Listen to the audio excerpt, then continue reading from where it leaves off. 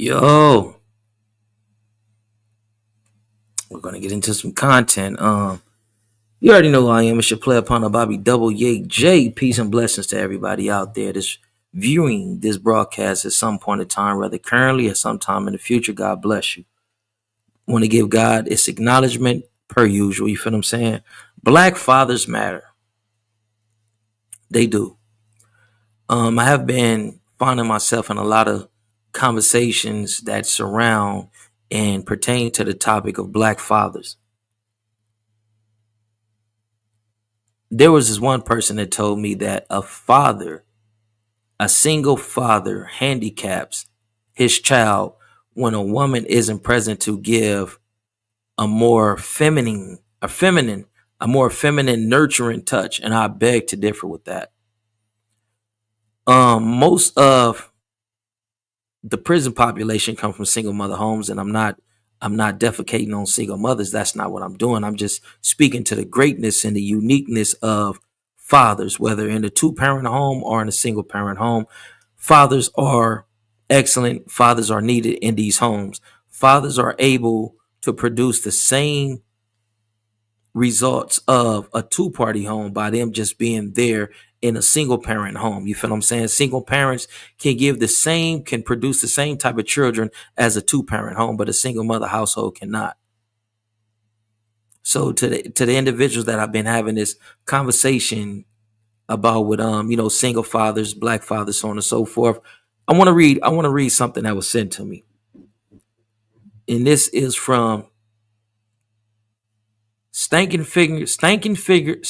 Fingers Shaka Zulu. And this is what Stankin' Fingers Shaka Zulu had to say. Hold on 1 minute. Let me toggle this on right here.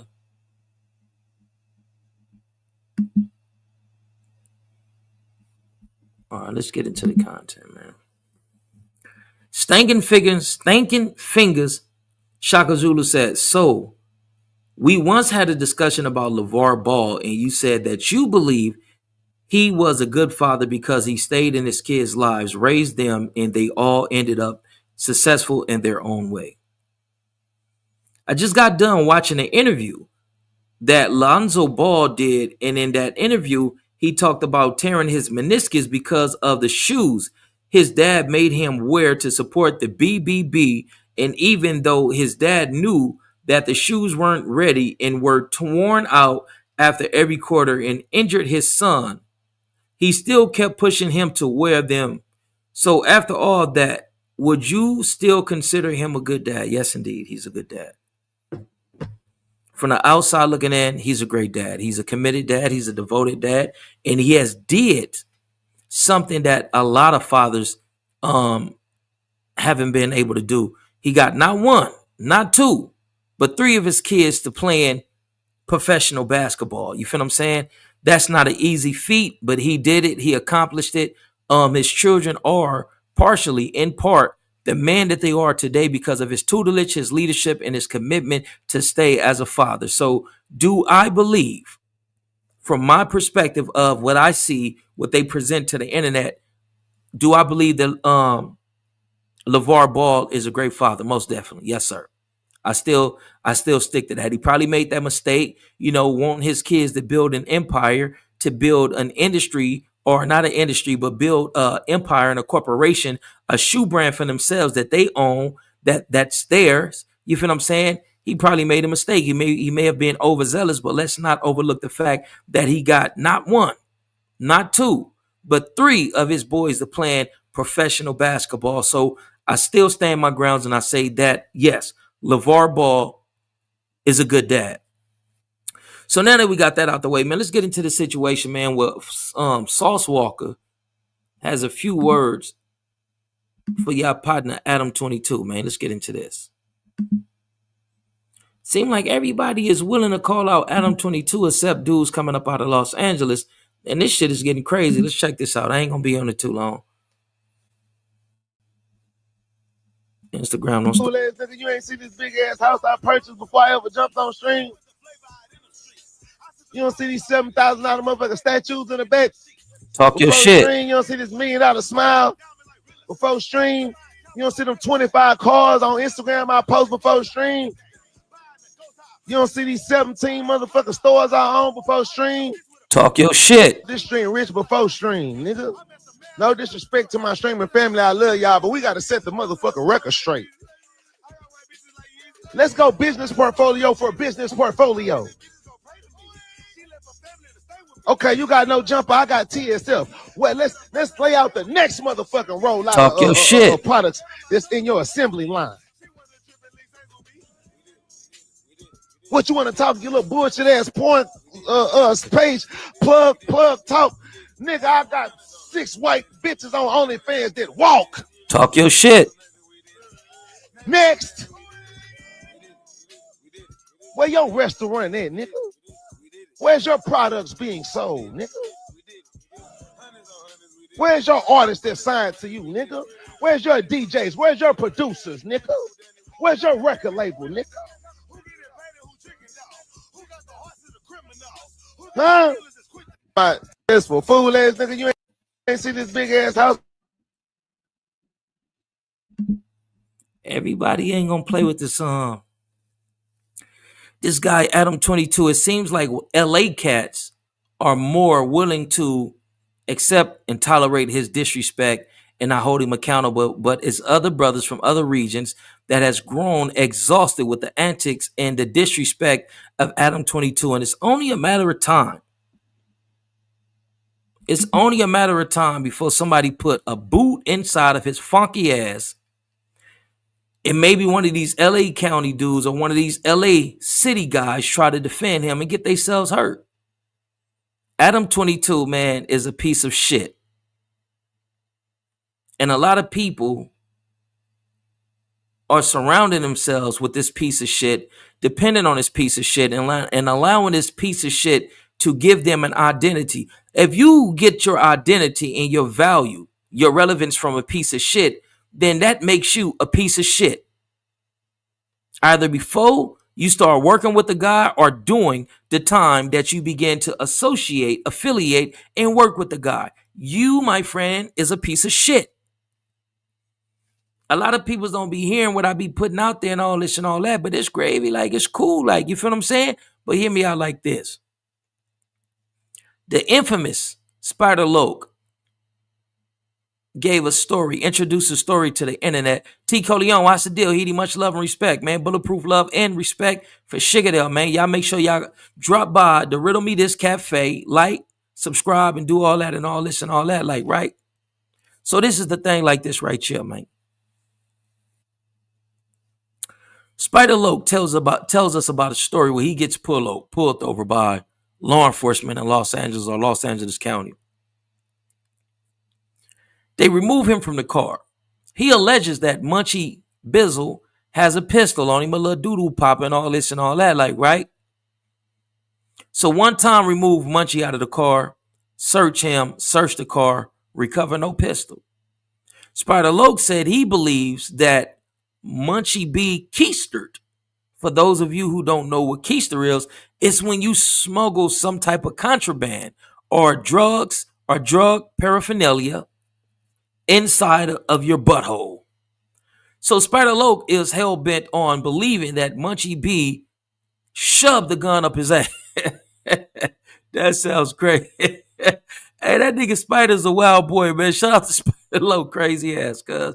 So Spider Loke believes that Munchie B shoved the gun up his ass, and that's why the police never found the gun. I do you one better. Haven't I been telling you all that Munchie B is a part of the grid, whether directly employed by the grid or subcontracted, or employed by an organization that's on a subcontract that receives funding from grid, but he still receives certain benefits of being a intervention worker. How we know Munchie B didn't identify himself as being who he is and told the police, listen, I'm working undercover. Yes, it's my gun, but I'm working undercover. You can call detective this person. You can call officer this person. And not only that, whatever happened to those 2 gun cases that Munchie B caught last year? Did they just vanish?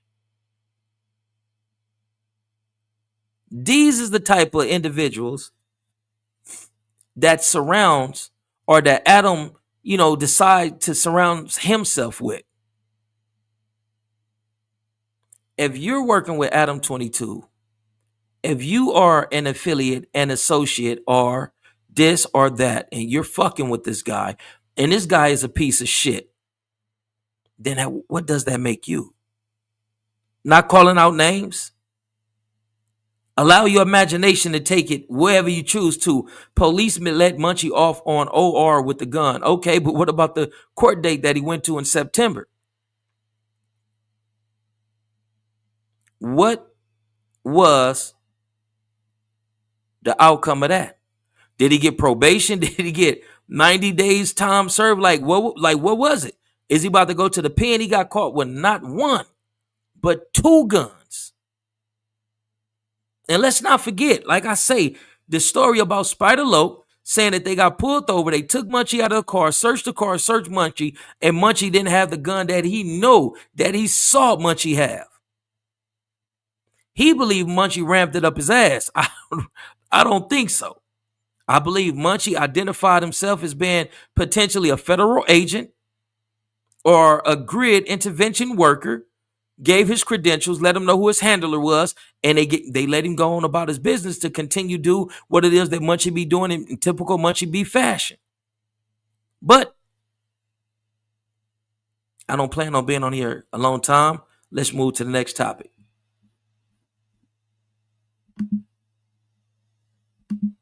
Let's get into this right here.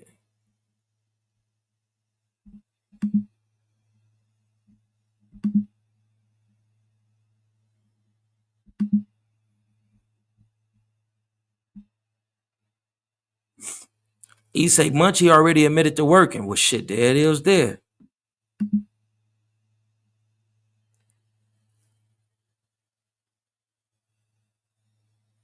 I guess we can go right here. Hey, check this out. An Egyptian man said America classified him as white.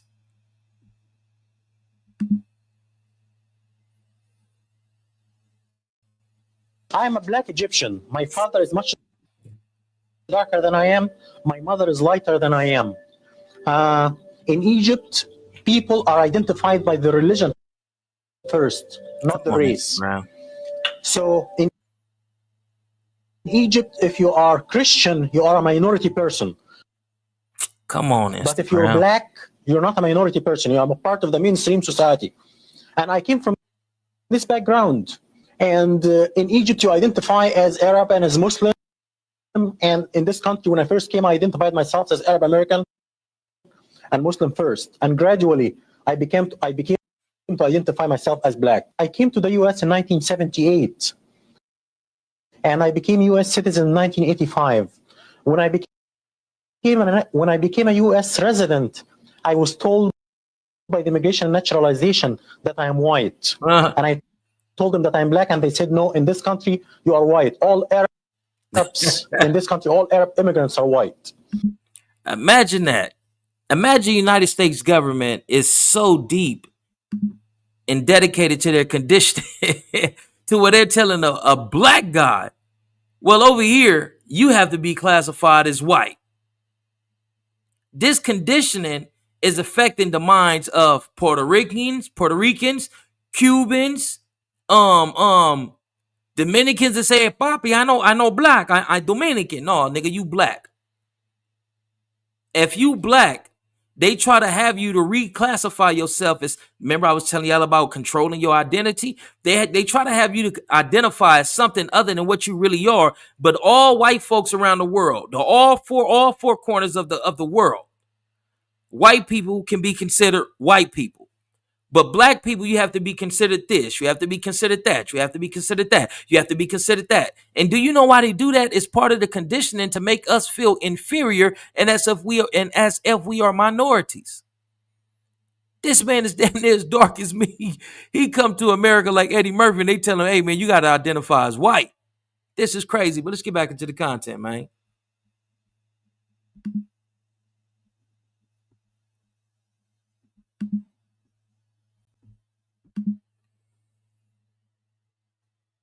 I didn't pay much attention in the beginning to this because in the This nigga black. Arab world, we identify with our ethnicity first as Arabs, and then with the race second as black or white or whatever.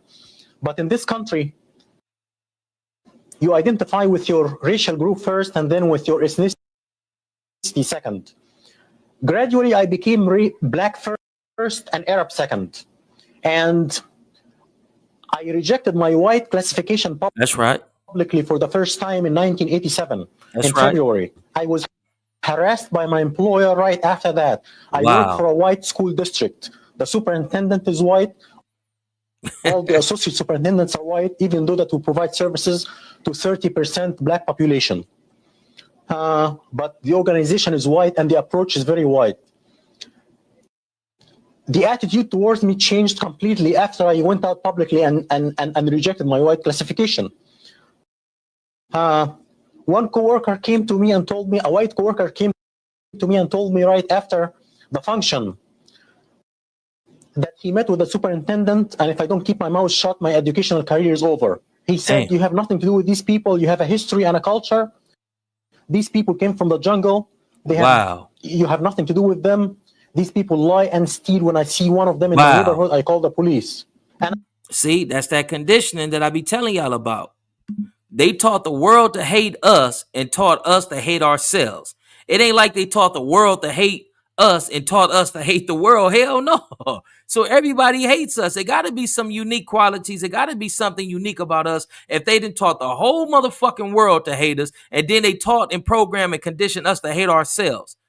It's crazy when they don't want individuals to identify with us. So they got this man that's damn near as dark as me, classified as white. Man, this shit, man, come on, man. Y'all ain't seeing what's really going on in this crazy ass twisted society. So it's no wonder why the Democrats have made it to where now man can say, you know what? I'm a woman. And why a woman can say, you know what? I'm a man. Like what? Come on, man.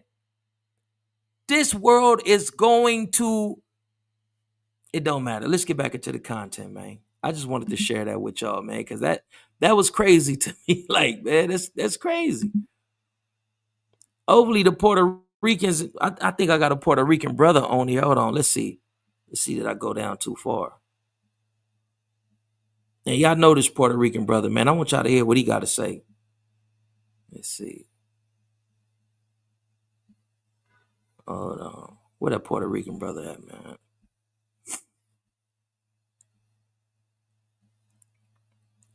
He said, man, y'all can't manipulate my mind no more. I know that I'm black. I know what I am. Here you go right here. Y'all know this brother from a few movies, Jumping the Broom, so on and so forth, all this and all that. Come on, IG. So Spank and I were talking earlier, and, you know, just about, because you keep saying we, you know, and it's like your kind of connection with the black community, but you're Cuban. Like, I'm black first. Yeah. I'm black first. So well, I always tell people, how you identify yourself. Are you full Cuban? I'm full Cuban. I thought he was black too. I know, but I am black. No, everyone thinks that you are like okay, the black lineage. Right, you know, like. Let me explain how it works. How it works. You know, this is another thing that I feel like we as black people get caught up in, that semantics that separates us as opposed to uniting us. We get caught up in where the ship dropped us off versus where the ship picked us up. Mm-hmm. You know what I'm saying? We all come from the same root. It's just a tree with different branches. The same boat that picked up your ancestors picked up my ancestors. Only they dropped yours off here. They made a pit stop in the Caribbean and dropped mine off. Mm-hmm. But my ancestors still dealt with slavery. Mm-hmm. You know, still dealt with being, you know, having their family and their lives ripped from them and having to come back from colonialism and slavery. Mm. You know, so, and it's not just African Americans, it's Afro-Cubans, it's Afro-Dominicans, it's Afro-Puerto Ricans. Like, all these people got to get out of their colonialized minds and stop thinking, oh, I'm not this, I'm this.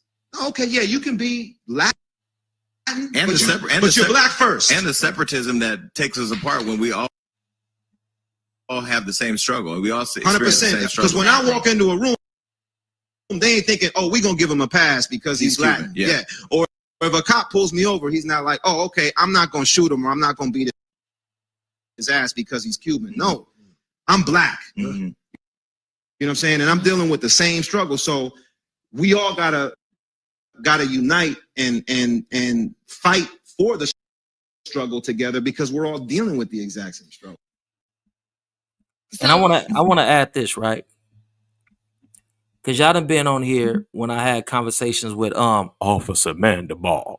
So what you saying, man? See, the Mexicans, them are cousins. They come from the tribe of Israel.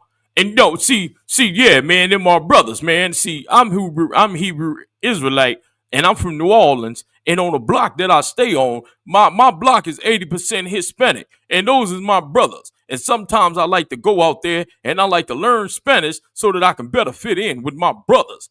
No, nigga, them niggas ain't your brothers. It's individuals that look like this brother. That's our brothers. Not all that shit that you talking about and the people who hate you whenever they are in a community or a setting or a situation or environment to where they are the majority, they gonna let you know, my friend, you're not my brother, you're not my canal, you're not my canalita, you're nothing to me, my friend. They gonna let you know that. And then Officer Mandelbar is going to be infuriated. He's going to be mad as a motherfucker to find out the people that he's saying that we need to pander, hold hands with, and sing love songs with don't identify with being your brother. When the scriptures is talking about the individuals from these different tribes, that's our brothers, that's our relatives, that's our kinfolks, talking about this Cuban or Puerto Rican brother right here that looks like us. But let's get back into the content, man. Hold on. We're going to get into a little content, man. But shout out to that brother for acknowledging who he is. And shout out to the Ethiopian brother, or the Egyptian brother. Rest in peace to him. I just learned that he passed away a few years ago, and he maintained his identity, and he began to speak and advocate for African American and all black folks. But let's get into this content. Let's see what this is.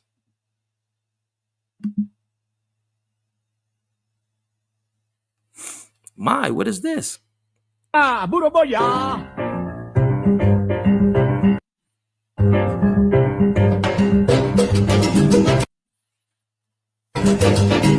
Those brothers. In 1940, American big bands were trying to play traditional Cuban music, but only Mario Bauza could make it happen. He decided to bring his brother-in-law from La Habana, Frank Grillo, known best as Machito.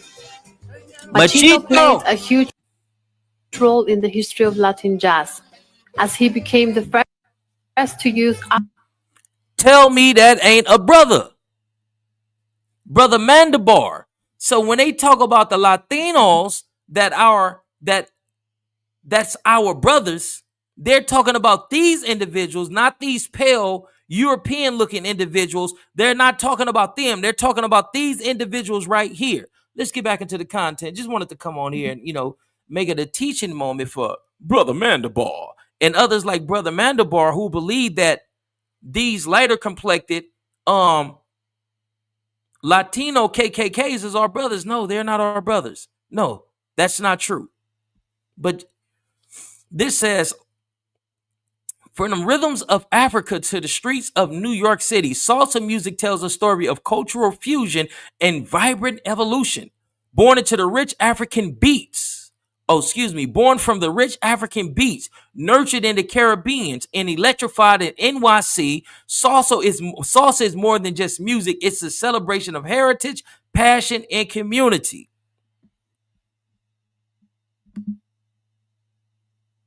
I got something else I want to show y'all. Hold on. Where is that? This is another brother that's like Brother Mandelbar. Where is that? We're going to come back to this one too, because they teach us that Africans hate African Americans. Man, if that ain't a crock of bullshit, I just want to show this other video to y'all, man. This brother that's like Brother Mandelbar. Where that video at, man?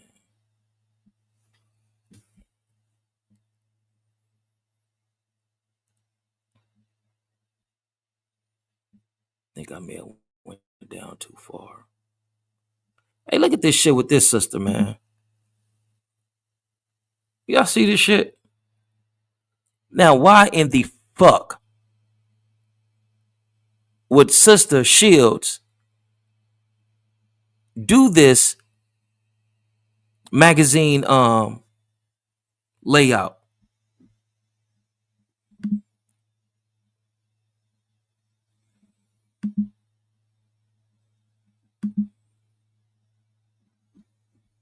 That's crazy. That's crazy. Hold on.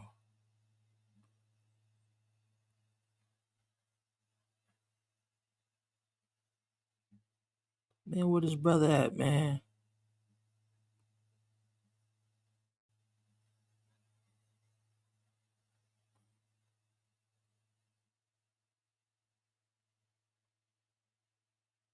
Yeah, we'll get into that one another day.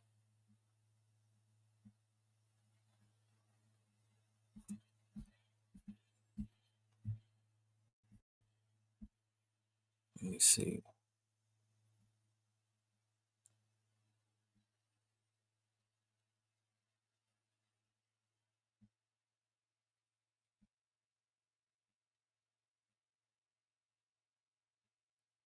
Here you go, right here. Check out Brother Mandelbar's protege.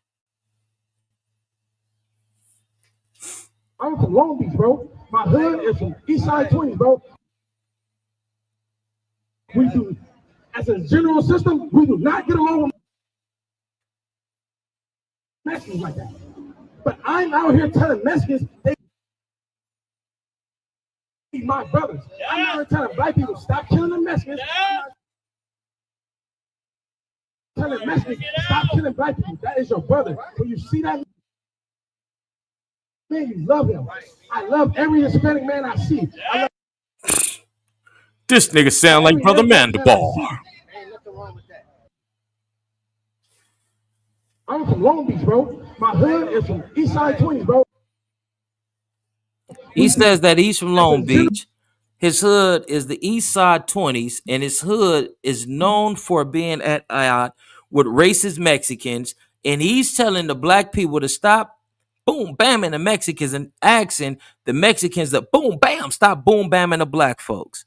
My nigga, you sound stupid as fuck. Respectfully, but disrespectfully, respectfully. You sound stupid as fuck. What about you go to the insanes and have this conversation with our insane brothers and say, listen, man, we are one of the same people. Let's stop unaliving each other because there's other people that's in our communities that's unaliving us for the sake of being black. So how about we set aside the black and gray and the black and gold and come together? Nah, that's not AI. That's real. That's not AI. That's real as a motherfucker. But let's get back into some more thought-provoking content. This fucking guy, man. Oh no. Let's get into this right here.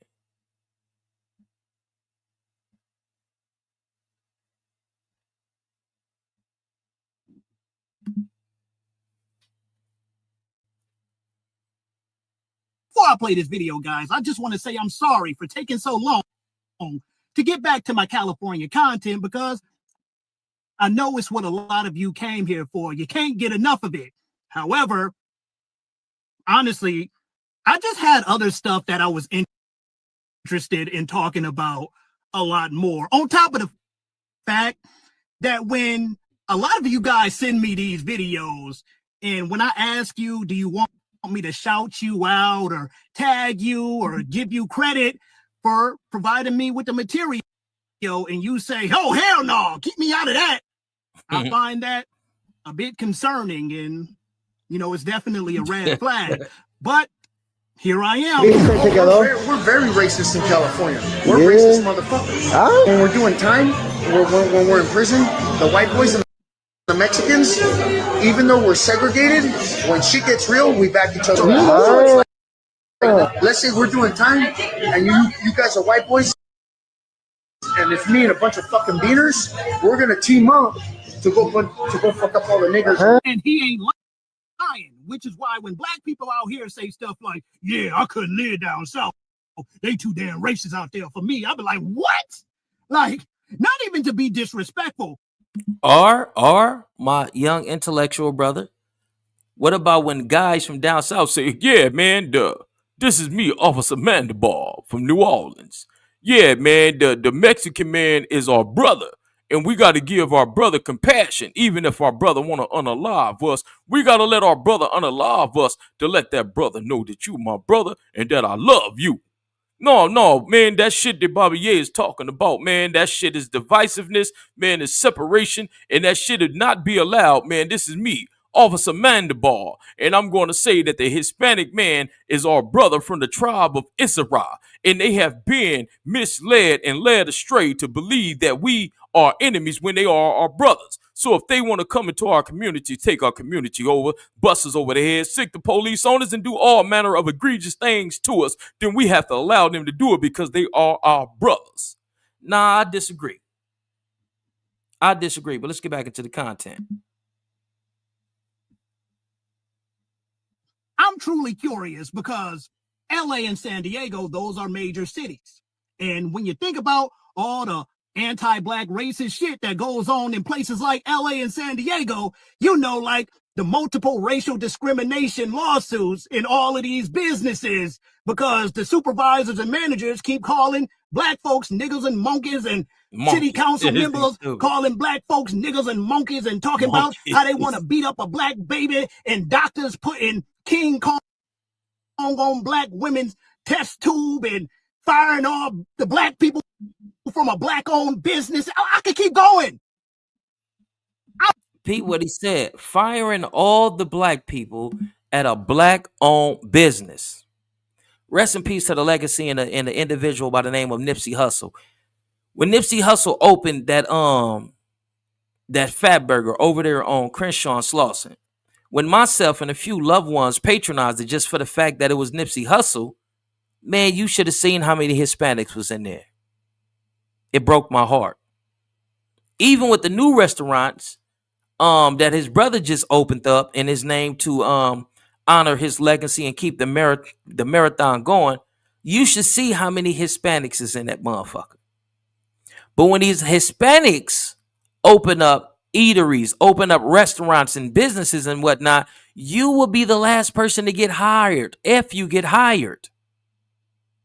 This brother just talked about how the Hispanics got into a black-owned business and fired all the black folks and brought their people in.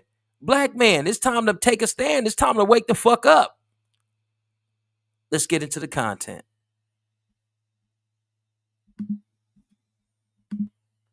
I'm really wondering what major cities in the Deep South would the people who do bullshit like that out here be more comfortable doing it in, because it sure ain't New Orleans, it ain't Atlanta, it ain't Memphis, it ain't Jackson, Mississippi. Where? Well, I can tell you what's going on in New Orleans on Brother Mandibar's block. And I'm Brother Mandibar. I can speak to this, Brother Bobby.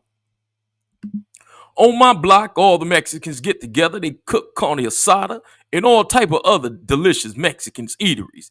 They give me all the fat part of the meat. They invite me over, but they give me the last of the horchata. You know, when it become diluted with the ice that has been sitting up all day and even through the night. But I don't care because these are my brothers. They give me the carne asada that's being overcooked on the grill, or they give me the carne asada with the most fat on it. But I don't mind because I'm a Southern boy, and I do like to eat meat with fat on it. That's just the Southern way. Yeah, they do invite me last. I get my invitation last, and they give me the scraps of the Mexican rice and the what's they call the fried two-time beans. Yeah, we don't really eat that in New Orleans, but yeah, I don't care how they treat me because these are our brothers. Sometimes they don't even invite me, and I got to invite myself, but I don't care because I know they be working hard because they're hard workers. This is Brother Mandibar. I know that they be working hard, and sometimes they can slip their mind to invite their brother Mandibar to the fiesta. So I invite myself, and I eat the rest of the carne asada with all the fat on it, and I eat the carne asada that comes on the grill that's been there a little too long, but I don't care because these is my brothers from the tribe of Issachar. Okay, Brother Mandibar, that's what's going on in New Orleans. They're infiltrating Brother Mandelbar's block, and Brother Mandelbar's is sending out these MOs, not MOs, but these yes, it's an MO. He's shooting out all these text messages and all these flyers and all that, telling all the Hispanic individuals, hey man, come on my block. We gonna help you get housing on our block. We want to bring you into New Orleans. So come on down to New Orleans with your brother Mandelbar and come join the church of so on and so forth. And we're going to convert you to be Hebrew Israelites. And when they get out there, they say, no, my friend, I didn't come for that. I come to build. I come to work. I don't come for that. And then brother Mandelbar is just right there looking like, where did I go wrong? Thinking these motherfuckers is your brothers is where you went wrong at, but let's get back into the content, man. Brother Mandelbar, what's going on out there, man? Like, I'm not trying to be disrespectful, but where? Listen, it's a podcaster out here who does racist puppet shows. He puts them out. Do you know how comfortable you have to be disrespecting black people to put out a racist puppet show? You literally went out and got some puppets, wrote a script, set up the scenery, and everything. That's too comfortable for me. And I'm not trying to offend people out here. I'm just trying to give the rest of Black America a heads up, because y'all might be comfortable with this bullshit, but I know black people, and it would make the majority of us very uncomfortable. Before I play this video, guys, I just want to say I'm sorry for taking so long. Now, hold on, because they say that Africans from Africa don't fuck with African Americans. We're gonna dispel that myth right now. Hold on. Did I show y'all this? The Venezuelans protesting and calling a black man nigger. I've been told y'all when Trump went over there and put belt the ass to the Venezuelans and hit them with that flum flam and all this and all that. I've been saying, man, I don't give a fuck. Nigga, Venezuela has a reputation for being racist towards blacks. The same way that the Mexican government treats the indigenous dark-skinned individual is the same fashion that the Venezuelans treat the dark-skinned, whether escaped runaway slaves or the black indigenous folks down there in Venezuela. So why the fuck would I be crying 2 tears in the motherfucking bucket towards Venezuela and they don't like our people that's down there in Venezuela? Man, I don't give a fuck. Trump, if you want that oil and you got the military might to go take it, go take that shit. It ain't like they doing right by our people, brother Mandelbar. It ain't like they doing right by God's people, brother Mandelbar. Those is our people, not these. Forgive me. Let me relax, calm down, and let's get into this content.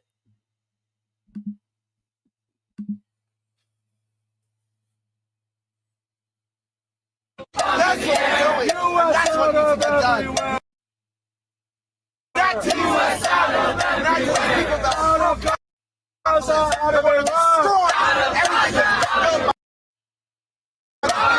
Venezuela. Nigga. Africana. Country, you are not from the country. Don't be stupid. You are not from my country. Nigga. That's what we're doing. That's what needs to be done. That's U.S. out of Venezuela. Hey, Trump, can a nigga get a little bit of that oil that you get from Venezuela? I'm just saying. So we supposed to have compassion. We supposed to show empathy and stand up and protest and get ready to fight for the Venezuelans. And a brother went down there to show his support. And they call him a nigga. You're not from my country, nigga. They call him a nigga Africano. Come on, man. We better wake the fuck up. Hold on. Let's see what else we got.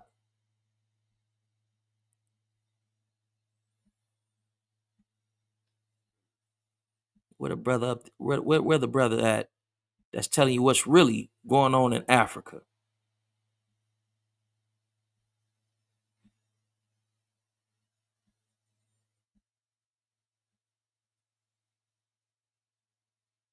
Right here. It's another one, but let's start here. There is no hatred out there against African American. You have to understand that there are three groups of Africans, even on the continent. There are Africans that we call the Negropeans Africans, who are Europeanized Africans.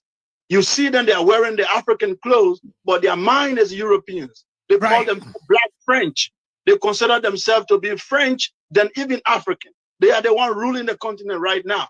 Then you have the Arabic side African who are Muslims. They think they are more Arabs than African. Yes, brother.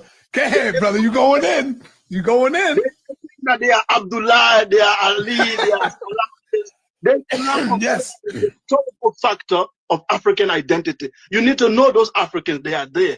Then there are the Pan-African the Kwame Nkrumah, the Sheikh Anta Diop, the school that we come from. We look at African Americans as the people who are going to resurrect the African continent. That's the reality.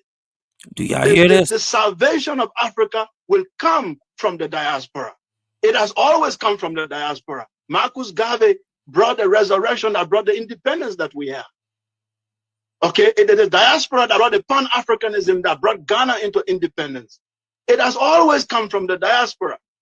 So those who say that Africans hate the diaspora, maybe they are speaking to the Negropeans. There is no hatred out there against African American. You have to understand. Now watch this.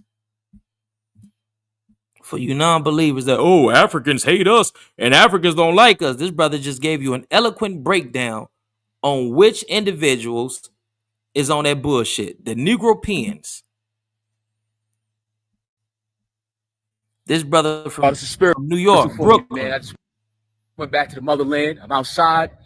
They said I couldn't come to Africa because it was too dangerous. They told me to watch my back.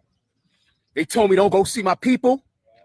You know what I mean? They lied to me, man. You know what I mean? But I brought some people with me. You know what I mean? Black Yankees, they say, oh, you on that black righteous stuff. You always talking that black, yo. Let me tell you something, man. That's indeed. You see? And we going, you know what I mean? We going to hit you with, you know what I mean? Watch this. This is beautiful. 5 seconds up. Soweto! Soweto! Soweto! Soweto! Mandela! I love being black! I love being black! Viva South Africa! Viva South Africa! The real South Africa! The real South Africa! Mandela!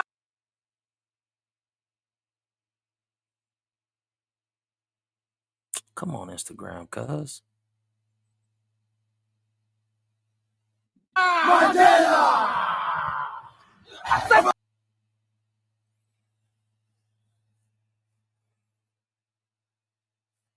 But y'all see where I'm going with this. This brother went back, or this brother went over to Africa when people were saying, no, Africans don't like African Americans. And when he got over there, they embraced him as being a part of their tribe, loved on him, and accepted him. With everything that's going on in the world, man, we probably need to start doing some research on which country in Africa we may have to go on an exodus to. And this is real. But say, man, hey, man, let me see if anything else that I can share with y'all, man, before I get up off this thing, man. We seen this. Nah, that ain't really that important. Like, I mean, the Somalis, when they came over here, they say, I don't identify as black. But now that ICE is coming after them, they're begging for black people to now unite with them in their fight. For them, I wouldn't mind. But for these Latino Europeans, I wouldn't do it.